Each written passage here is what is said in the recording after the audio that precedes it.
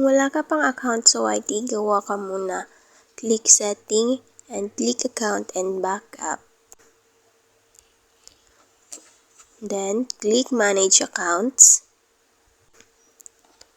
Then, click Add Account.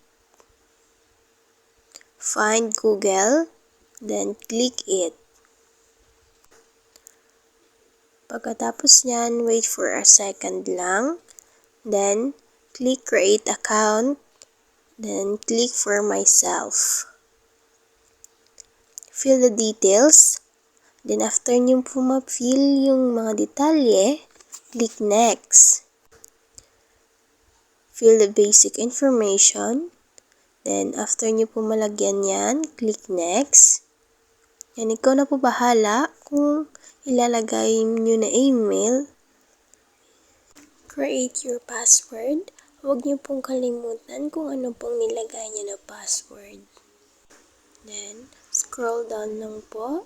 Then, click skip. Then, ayan, meron ka ng Google account. Tapos po, click agree.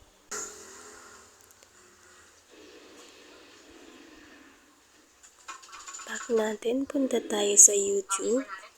Then, click yung profile sa taas.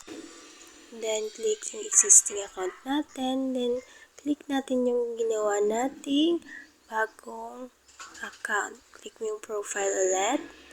Tapos, click yung your channel.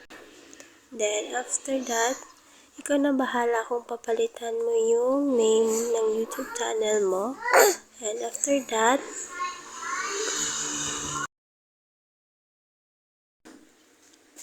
refresh muna natin. Then, click your profile ulit. Then, click your channel. Ayan na, meron ka ng YouTube channel. Pwede ka nang mag-upload ng sarili mong video. Hope your channel will grow. Thanks for watching.